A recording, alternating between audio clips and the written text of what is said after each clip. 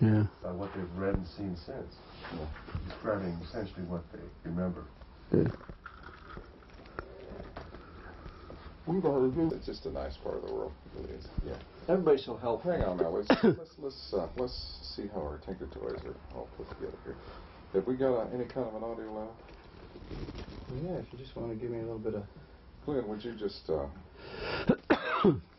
say a couple things? Okay, first of all, the phone was ringing, right? Okay, the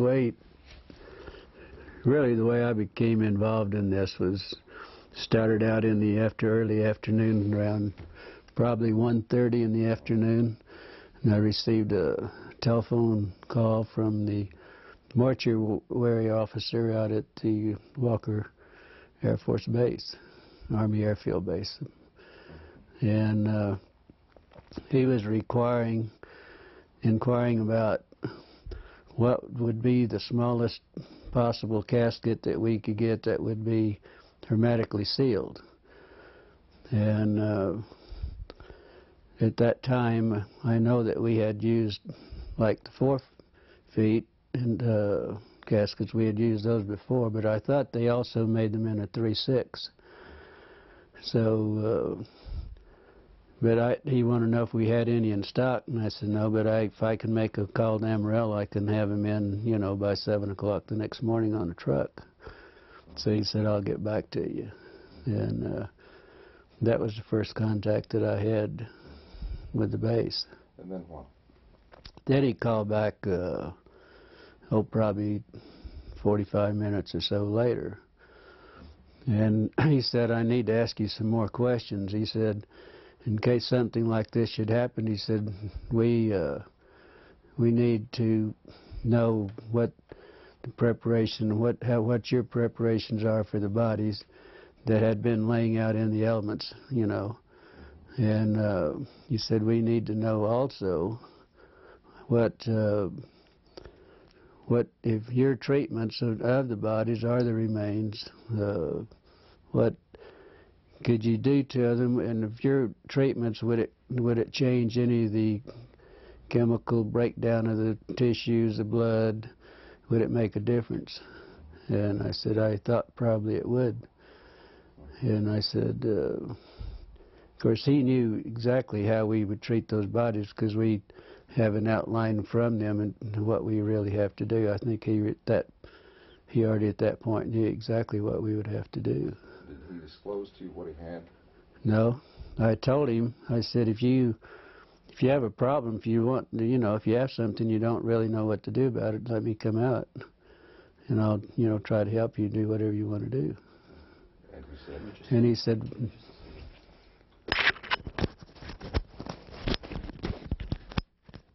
okay. And he said, no, he said, let's just back up just a minute there. Let's start again with, you were saying you told him that you can come out and take care of what he had, right? Yeah. Why don't you pick it up from that point again? So, anyway, he said, well, we don't really have anything. He said, we're sitting here thinking in case we should get involved in something like this, what would be our preparation, should we do?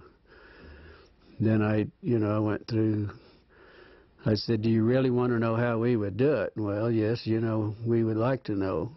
So that's when I explained to him that we would have the vats that we would fill up with formaldehyde solution with water, and we put the bodies in them, let them stay there for 24 hours, and then take them out, and then we would pack the bodies in, would be a sawdust and really a lime, what we would pack them in, then wrap them in the plastic. That's bodies that were badly decomposed. If there was tissue, deep tissue, we would have to do it hypodermically with needles to get to the deep tissue. Then we would have to aspirate the cavities if the cavities hadn't already ruptured, and then put some cavity fluid in those. I said that's, kind of normal procedure. Now, at one point, you finally offered to take care of it for them. Well, I offered 2-3 times, yeah. Can you review that conversation from that point? You mean when I offered to take care of them? Yeah. He said, well, we don't really, right at this time, we don't really need your assistance, but he said, in case something like this should happen, then he said we would be prepared and we would know what to do. Then we got back onto the subject of maybe not damaging any of the chemicals, compounds or anything with the bodies, or tissues, whatever, because and they wanted, how would you pick bodies up like that, and what would you do not to contaminate any of it? Didn't this begin to seem a little strange to you at that point? Well, I thought maybe what happened, they might have had a VIP or, some officer and something that happened. Maybe they didn't want to keep it quiet, and they probably wanted to do it themselves and not be involved with the civilian businesses or anything. So, after these conversations, you were curious, and you went on out to the base, as I understand it. Can you review that? Well, no, I didn't go out to the base. Yeah, I was curious, but I didn't go out to the base, and probably a couple hours later, then I'd got an emergency call. There was an airman that was injured in an accident, and I took the airman to the base. He rode in the ambulance with me, and I took him out to the emergency room, and that's the way I became really involved out at the base.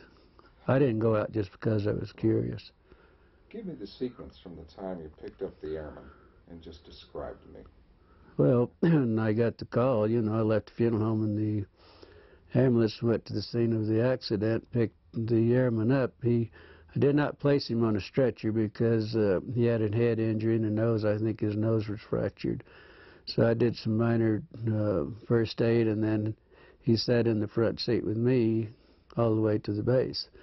When we got to the base, then he walked into the emergency room. I didn't have to take him in. They didn't bring out a gurney or anything. He just walked in on his own. Then I never did see him after that. Then I had this friend that I wanted to talk to and see. This is a lieutenant nurse that I knew quite well, that had only been there approximately, only been commissioned and been out to sign. This was her first assignment out to the air base, and I wanted to talk to her. And so I was going down the hall, and the first thing, the lady that the lieutenant that I wanted to see was coming out of one room, going across the hall to the other, and she noticed it was me. She said, "How did you get in here, and what are you doing in here?" And she said, "You better get out in a hurry." She said, "You're going to get in a lot of trouble." She said, "Would you please leave and get out of here in a hurry?" And then I turned around, and she went on into the other room. Then in about the time I turned around, there was another officer said, "Hey, wait a minute." And I said, "Looks like you had a crash." He said, "I see there's some, in the ambulances out there, I see a lot of wreckage." And I said, "Where was the crash?" And he said, "There wasn't any crash." And he said, "Just wait a minute." And then he said, "Wait a minute." And I, stood there for a minute. And he turned around, and evidently he must have waited for somebody else to come out, because there was another officer coming out. He said, "This man says there was a crash out at the base." He said he wanted to know he was inquiring about our crash. And this was when I encountered, he was a red-headed officer, and very nasty, very rough. He said, "You did not see any crash. There was not any crash." And he said, "You get the hell out of here, and you didn't see anything, and you don't talk to anybody." He said, "You're going to get in a hell of a lot of trouble." And I said, "Look, I'm a civilian. There isn't a damn thing you can do to me about it." He said, "No, but somebody might be picking your bones out of the sand." That's when he made the remark there. Then there was a black sergeant that was standing beside him, and he said, "Yeah, but he would make better dog food for our dogs." Of course, I didn't understand that, but my father happened to be an old trapper and for a hobby and everything. And I said, "My father uses guys like you for bait in these coyote traps." And then there was two MPs that joined me right on, took me outside, and each holding me by my elbows, and they escorted me out back to the ambulance and followed me all the way back to the funeral home. Now, as you were entering the hospital, you saw something in 3 trucks. Yeah, because usually where I parked, there was 3 field ambulances parked in the area where I usually park, where we back up to the ramps. So I just pulled up to the side in front of those and parked out in the front, and the airman and I got out and walked in. So when I got up, went up the steps and up the ramp, and I was walking, going into the emergency room, I noticed that the doors were open, but what was odd about it, there was an MP standing beside each one of the vehicles in the back, just standing there. And the doors were open. Naturally, I was curious, and, I just happened to look in. That's when I saw some debris that looked like parts of a plane or something that they hadn't had a crash. Because I've seen them do this a lot of times, bring in pieces and the old ambulances in. Can you describe the debris?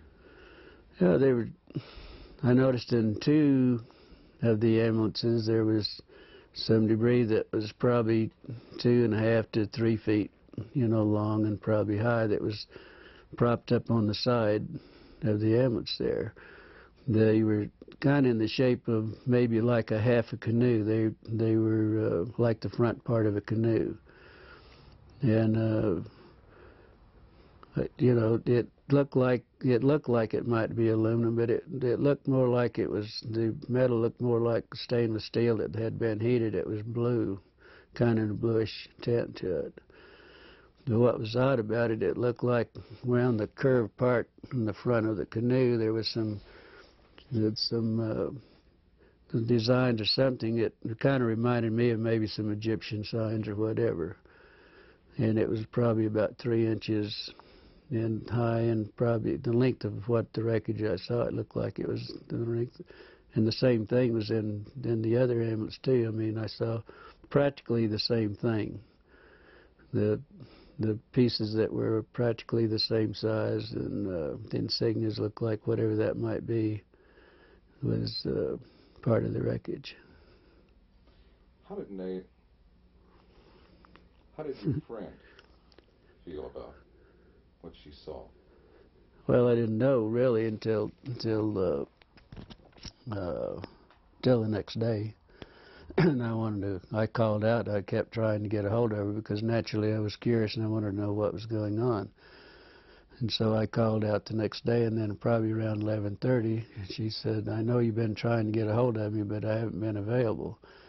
And she said, "Why don't you meet me at the officers club? If you have time, meet at the officers club, and we'll have lunch. And I want to talk to you." And the funeral home we had at that time, we had some of the businesses there had an associate membership to the officers club, and our funeral home had that membership, and also had a card to identify myself and what business that I was, associated with. So I had no problem. One time I'd go to base, all I had to do, a lot of times if it was in the evening, I'd have to stop and sign a visitor's and get a visitor's pass and then turn it in when I left. There was no problem going out there. So I went on out and met her. Beg your pardon? Tell me about lunch. Well, we, both ordered. I'm not remember what we ordered, but it was just a light lunch. But she was so upset. She looked like she's, in shock is what she really talked like and looked like. And she said, I said, well, I was just curious. The only reason I want to talk to you, I was curious on what happened. And she said, well, you won't believe it. And she says, I don't believe it either. But she said, I got in a lot of trouble on this thing. I'm not real sure about this. But she said, then she pulled out of a little purse or little pocketbook, whatever she had there. She gave me a little diagram that she had drawn some figures of some arms and face and so on. She told me that this is what was in those, that it was a crash. It wasn't an airplane, but they didn't know what it was at that time. These were bodies. Yeah, but she said we have 3 bodies. There was 3 bodies. She said 2 of them were very mutilated. One looked like it might have walked out, or that it, might have lived a little while. and she explained they were like 3.5 feet to 4 feet tall. The two of the bodies were you couldn't identify much because they were practically destroyed, and it looked like maybe that they might have been a predatory animal or something might have been doing some damage on the bodies too. How did she describe their head and their hands? Well, she said the head, and then the little drawings that I had, the way she explained it and the way she drew it, that the heads were somewhat larger than a human heads. The hands were long, no thumbs. It was just the long, very delicate fingers at the end of on the underside at the tip of each finger was a pad-like, maybe a little pad, but it looked like the skin had maybe a little suction, like the little suction cups on those. On the no fingernails on the hands. The head, the lips were just a long, narrow, more or less, not full lips like we would have in most of our people, but very fine lined, very fine lips. There was no teeth. That was the inside of the mouth. It was kind of like a real gums. Maybe it was. She said to explain it. It was almost as hard as if it was rawhide. Maybe at that. The ears. There was only 2 small orifices on each side of the head with looked like a couple of small lobes that might, some way that might cover both of those. But there was not a protruding ear. And also that the nose, there was only 2 small orifices in the nose. There was really no nose that was convex. It was all just flush with the face. Was she emotional about all this? Very much so. Very emotional. She would have to stop and drink water every once in a while, and also she never touched a meal. All the time we were talking in an hour and a half that we were there, she never touched her meal. Any other demonstrations of emotion? Indications of how she was upset? Well, just, every once in a while she'd go like this, and wringing her hands, and she said it was the most I've never been so horrified in my life. I've never seen anything so gruesome in my life. I've never smelt anything that smelt worse in my life. And she told me that when I saw her, she was leaving the room to go to the bathroom because she was deathly ill and was going to throw up. Did she recognize any of the doctors by the examining the body? She told me, she said, I asked her that question, which of the doctors, and she said, I don't know that I knew them, and that was her answer. So, but she said she walked in the room and they said, hey, we need you, you need to help us. And that was the way she became involved in it. And then she got ill. The doctors also became very ill. They would have to do a little examination, then they'd have to leave and go sit down, and then they would come back and do a little bit more. It was that bad. After your conversation with her at lunch, can you describe what happened next? How you were unable to see her again, and how you learned the... Well, yeah, we'd visited a while, and then I had to get back to the funeral home, go back to work, but then I never did see her after that. And I called out the next day to see how she was feeling, and they told me that she wasn't available. Then I wouldn't be available that day. I called the next day, and they told me that she'd been transferred. And it was rather odd because she'd only been at the base less than 3 months. That was her on commission less than 3 months, and that was her first assignment. So it was rather odd that she would be transferred out, within 3 months. So later on, you attempted to, I guess you got a letter. Then about 2 weeks, probably 2 weeks, at least 2 weeks. Could have been a little longer, but I know it was at least 2 weeks. I got a letter addressed to me at Glendivis at the Ballard Funeral Home. With she didn't sign. It didn't have any returned address or anything on it, but inside of the letter It was just a note. She said, I don't have time to write. I will write later. This is my APO number. And that was the extent of it. So then I wrote back to her and asked her more or less how she was feeling and why the sudden transfer, and then I hoped that she wasn't in any trouble. It was just a short note. I really didn't go into a lot of detail or anything. Then probably 3 weeks or probably a month after that, then I got the letter that I had mailed to her. It was returned. It was stamped return, and also it's in red printing it said deceased. And that's the last time I ever heard anything about it. Then, well, then I went out to the base a few days later, and I was talking to one of the nurses, and I said, whatever happened to the lieutenant?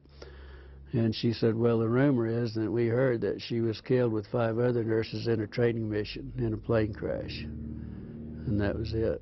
No indication of where? Well, it was in London, England. She said in the note that she sent me that she was in London, stationed in London. And that was it. That's the last time I ever heard. Do you believe that she's dead? No, I don't think so. After all that's happening and after, threatening me and everything, I doubt very seriously that she was. I would hope not. What would you like to say to her if she happened to see this? Well, if she happened to just see it, if she feels like if she wants to talk, if she feels like I would like to hear from her, yes. See what's been going on in her life and why she wasn't able to contact me. If she, feels like it. But Let's stop tape for that. Okay.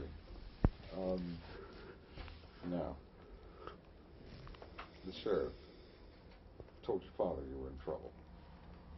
okay, what happened there? Then the next day after I was there, when I had the problem with the officer and the black man, I was told my father was contacted by our sheriff, George Wilcox, which was a very close friend of my father's. They were very good friends. And he called to see if my father was home because he wanted to come out and talk to my father. And he did so, and he told my father that there was a black sergeant from the base that came to his office, was inquiring about who my parents were, my mother and my father, if I had any brothers or sisters, and all, wanting to know what my personal family, who they were and where they were. George said that he knew I had some family, but he didn't know, where they were or anything else. So anyway, he told my father that he did contact my father, and he told my father that he thought I might be in some trouble. And but they evidently didn't explain why I was in trouble. So, first thing my father did was get in his car and come to the funeral home. He said we had to talk because he and I were very close. We were real good friends. The best friend I ever had was my father. He said, I've got to talk. He said, if you're in trouble, he said, we've got to do something about it. And I said, I'm not in trouble. He said, well, you are. He said, George Wilcox told me that you were in a lot of trouble and that you got involved in something that you had no business getting involved in and that you could be in a lot of trouble. And I said, so I told my father the story. And he's the only man that I've ever told this story to until I talked to Stan Friedman and to you people, and that's it, period. And I did tell my father what the story was. Of course, it was, it was unbelievable for him. But then he became very upset, and he wanted to go shoot a few people and all that because they did threaten my life, and, and they, so that was the way my father heard about it, and that was the extent of my family. And he never would tell him who my brother, and I had a brother that was a fighter pilot during that time, and I had 3 sisters, and one of them was a nurse. But he would never tell him anything, and so he didn't tell the sheriff or anybody else, because the sheriff was supposed to call him back and give him the names and where they were at, and he wouldn't do it. Let's get back to your friend. Did she express an opinion as to what she thought these beings were? Did she think they came with the? Well, the only remark that she ever made was that they definitely weren't humans as we know humans, but they could be from another planet. Or the doctors were explaining this, that they couldn't be from our planet. They had to be an alien. It had to be something else, but not in our planet. She had a phrase she used to describe how they looked to her. You remember that? You were telling me, like little black Chinamen. Well, she said that. Well, of course they were. First thing she said, they were black. They were just as black as they could be, but probably laying out in the elements in July in Roswell with 105 to 110 temperature every day and 80 degrees or so at night. I mean, that wouldn't be uncommon, because we picked up a lot of sheep herders of people that have been found dead that's laying in the desert, for days and bitten by rattlesnakes or whatever. And they do turn, as black as they can. And I know exactly what they were talking about, because with the smell and the odor being so drastic, because this is a very unpleasant situation, And let's talk about their eyes. How did she describe their eyes? Well, she said that, of course, their eyes were set back into the skull. Oh, and it was I thought it was interesting also that she said their skulls, the doctor said their skull bone structure wasn't like ours. It wasn't actually a bone. It was probably a real heavy cartilage. It looked more or less like a newborn baby. The skull was very pliable. You could mash on the skull and it would, it would give. And so the bone structure, bones not like our bones. It was our skull and everything. What about the bones in the hands and arms? Said very fine, very delicate. The arm bones, like the radial and the ulnar and in the arm, that was so fine that he doubted if they could lift.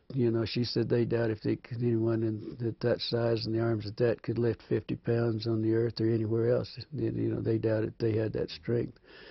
But she said the one that hadn't been mutilated to a great extent, it reminded him of a real small ancient Chinese person, no hair at all, and very, very delicate skin. In fact, he said the skin would look like they could almost see through it, almost transparent.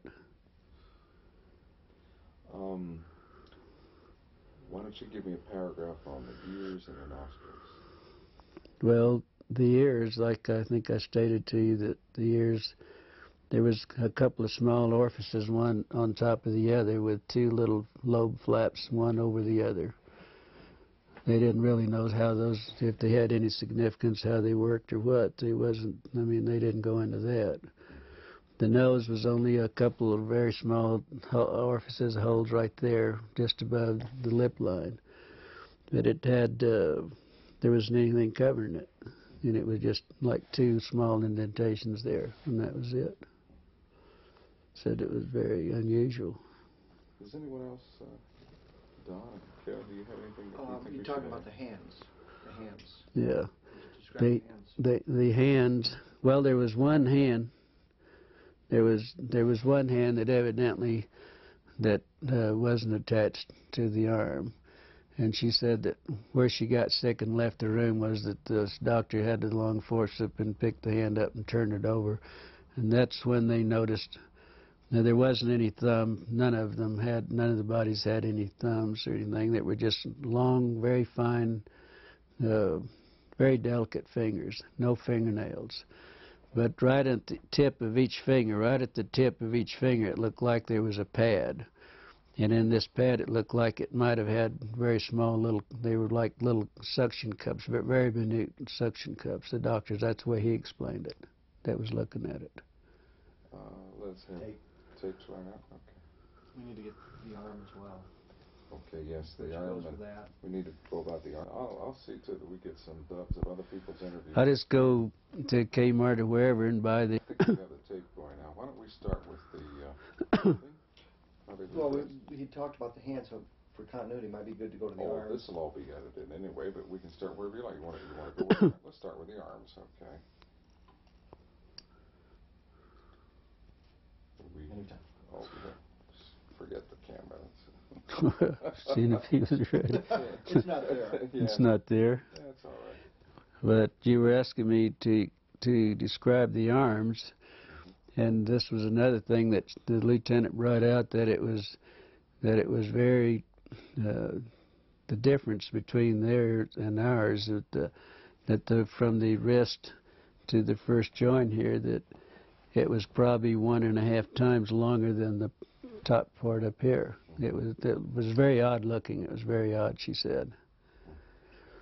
And the very small arms, very small.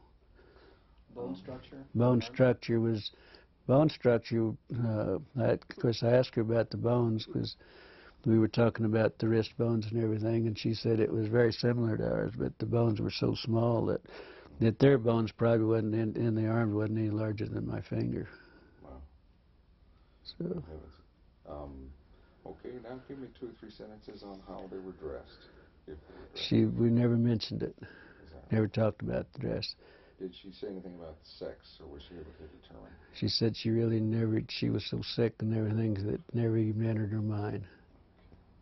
So that was it. I guess not. No way to determine the sex of the beings then. Well, it wasn't discussed with her. It probably was, but she, like she said, I was so ill and so horrified that I don't, she said, she sat up all night, and she knew I was going to be real concerned, knew I was going to be on what happened, she knew that I got in trouble, probably. And she drew that, she sat up and made little notes on the back of these little prescription pads. And that's what, she had her notes made out, and that's what we discussed, particularly what she had. I was very interested in that you had kept so many records of the incident and pertaining to everything that you know regarding the UFO correction. And you kept them in the, there at Ballard's, and then later they disappeared. Yeah. Could you give us a Well, sense of that? I was really in charge of all the military contracts. I did all the bids and everything, and really took care of all the contracts myself. And that was one of my duties at the funeral home, to take care of the military. And I had a file on everything that ever happened at Walker Air Base, like Bob Hope and some of the big orchestras, and everybody'd come and have the big parties and everything in the hangars, I attended, but I would also have pictures and everything. I had a personal file that I kept, and I kept everything in this file that pertained that I attended or whatever. And this is where I put the diagrams and the notes that she gave me was in my personal file. Well, then the Ballard Funeral Home sold at a later date, several years later, that it sold. And the people that bought the funeral home, these were files they were the old files that they kept in the basement down in the furnace room. And they had I had all the military files together in one filing cabinet. Everything had happened at the base and everything. We also had the contract at Fort Sumner Air Base. They had a glider base there, and also fighter pilot training there, and the P-47s and 51s and so on. And so I had all the files. Everything was one filing cabinet, was strictly all military. And that's where I had all this filed away. I had all this filed away. I even had the newspaper that Walter Haught, the headlines and all this, the next day. I had all that in these files. And what interests me is that out of all these files, Yeah. all these different topics, only one was missing when you went to look for it, and that was the one pertaining to this. Yeah. Can you review that for us? Well, no, there were some of the other files were missing also, not just my own file.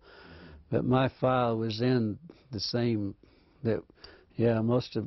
all my file was gone. But there was also some files, they had destroyed most of the files that were pertaining after certain years. They just gotten rid of them. And they told the manager of the funeral home, that's the manager there named Raymond Otero, also told me that he knew my file was there, Joe Lucas, that was manager at that time, knew my files were there. And he and I'd had some personal problems, and he said, get rid of his damn files. We don't want anything that remind us of him. And that's where the files went, really. There was some discussion about how to preserve the bodies, Right. dry ice and that sort of thing, and you kind of addressed Oh, that, well, where they got the ice and things. Okay, then the mortuary officer, what would you do if you had to ship one out? And but you couldn't do anything to it. I mean, that you couldn't, do any treatments or anything. What would you do? I said the only thing you could do is that I would suggest that first thing, if you have a problem, don't want to destroy any of the tissue, any blood cells, anything that you don't want to destroy, I would suggest that you contact a pathologist. And I said, I'm sure the Army Airfield, somebody's got some pathologists around. I didn't know that they had one in Roswell. But I said, if I were you, I'd call a pathologist and ask him how he would like to have it done, or whatever you're going to do, or whatever it is. You better do what the pathologist, because he's the one that's going to do the autopsy and make the reports. But I said, the only thing I know you could do is just go to Clarity's Dairy or Sunset Creamery, we had 2 at the time, and buy all the dry ice you can and pack them in dry ice, if that's possible. And that's what I suggest that they do. Excuse me, Glenn, you're hitting my mic with your Oh, thumb. sorry about that. It's all right. I've done it at least 8 times I already know it's this not week. personal. I just- No. Okay, what do you think? I think as a suggestion, you might want to do that part again if you think you'd like to use it, because The dry ice? you probably hit it just a few times. And it might Oh, sorry about that. Isn't this picky business? Glenn Dennis, take 2, Clarity Yeah. Dairy. All right, let's go back and go over the dry ice then again. Well, okay. What I suggested that to the mortuary officer, I suggested this to the mortuary officer and we discussed this probably for 20 minutes or better on the telephone. And I kept telling him, hey, if you have a problem, if you got something out there, if you need our services, we have the contract, I would be glad to come out and help you take care of it. And he said, no, this is for future. Kept always referring this was for future use in case we did have something.